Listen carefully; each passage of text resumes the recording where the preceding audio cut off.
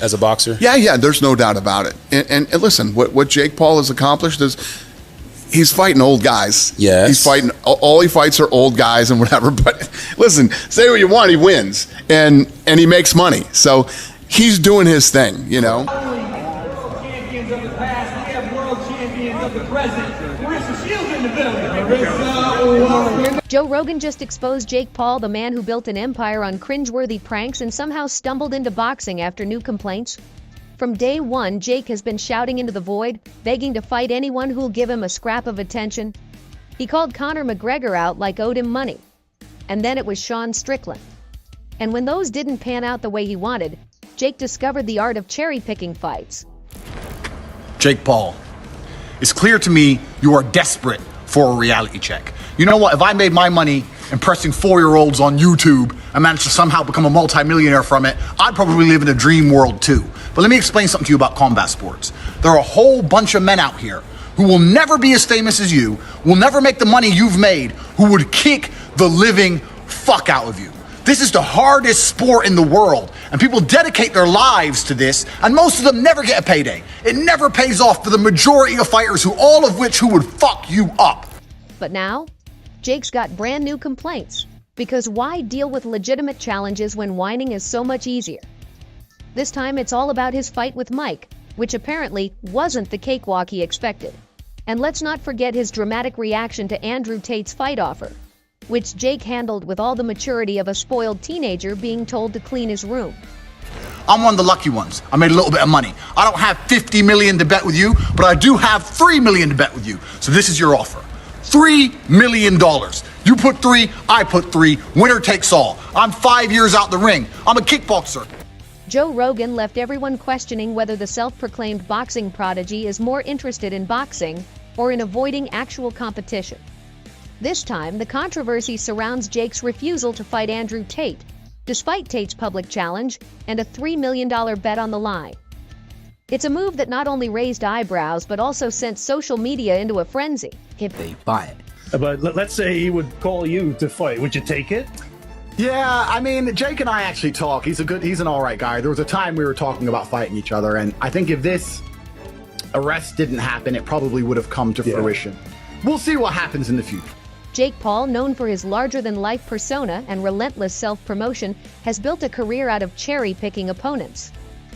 From retired MMA fighters with zero boxing experience to celebrities with no business in the ring, his matchups have always followed a familiar script. Each fight is calculated to guarantee 2 things: pay-per-view sales and a high chance of victory.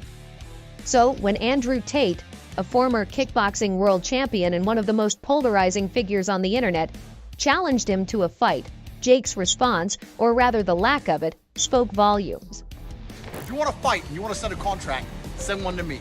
I will take a few weeks break from living my retired life to kick the living out of a goofy, entitled dickhead like you.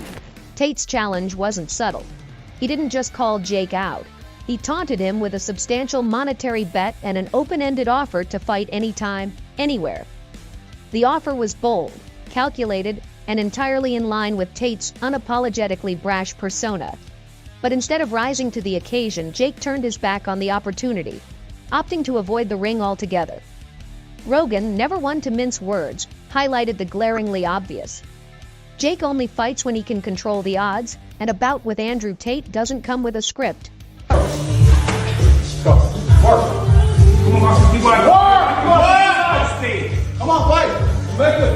Jake's pivot away from Tate came in the form of a proposed fight with none other than Mike Tyson. At first glance, the matchup might seem like a boxing fan's dream, but a closer look reveals a calculated move designed to minimize risk.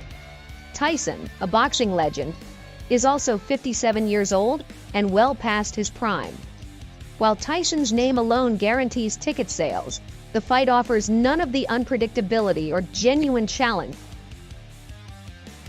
Rogan didn't hold back in dissecting the strategy, pointing out how Jake's career has become a masterclass in avoiding credible threats. Yeah, he'll never do that, though. He knows. He knows way. One, he's under contract. And 2, he's not his own boss. And 2, he won't do it. He knows better. He might And it's say, funny to say, like, yo, Conor McGregor is scared of Jake Paul and will never box him. What makes this situation even more damning is how Jake has handled his critics. Instead of addressing the accusations head-on, he's remained conspicuously silent on the matter. Rogan, however, was more than willing to speak for him, noting how Jake has repeatedly dodged young competitive fighters in favor of safer, more marketable options. The decision to fight Tyson, a retired heavyweight, instead of Tate, a fighter still in peak physical condition, epitomizes Jake's approach to his so-called boxing career. For somebody like me, he'd mentioned me before, and there'll be people out there saying, oh, Carl Froch's talking about himself, he's after a payday. Listen, I'm not after a payday. I'm doing all right. There's no problems with my finance. Tate, for his part, didn't let Jake's rejection go unnoticed. He doubled down on his challenge, calling out Jake's fear and exposing the cracks in his tough guy facade. For someone who thrives on bravado and dominance, Jake's hesitance to face Tate reveals a vulnerability that even his most loyal fans can't ignore. The backlash from social media has been swift and brutal, with fans and critics alike labeling Jake a coward for ducking what could have been a career-defining fight. Rogan's commentary wasn't limited to Jake's avoidance tactics.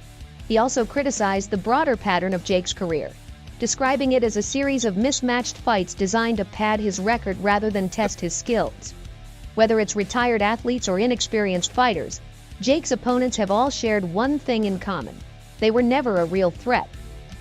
Rogan's blunt assessment cut through the noise, exposing Jake's strategy as nothing more than a thinly veiled attempt to maintain his marketability without risking his reputation.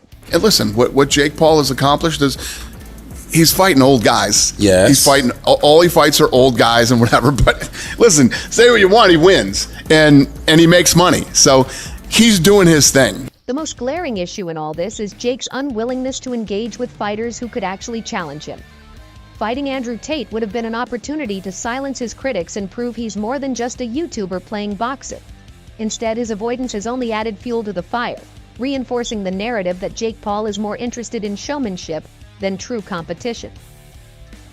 Rogan's analysis left no room for doubt. Jake's decision to dodge Tate was about control, not courage. Even Jake's supporters are beginning to question his motives. The fight with Mike Tyson might draw headlines, but it does little to advance Jake's credibility as a fighter. For someone who claims to be revolutionizing the sport of boxing, Jake's actions suggest he's more interested in preserving his image than earning respect in the ring. Rogan's critique resonated with fans who are tired of the spectacle and hungry for genuine competition.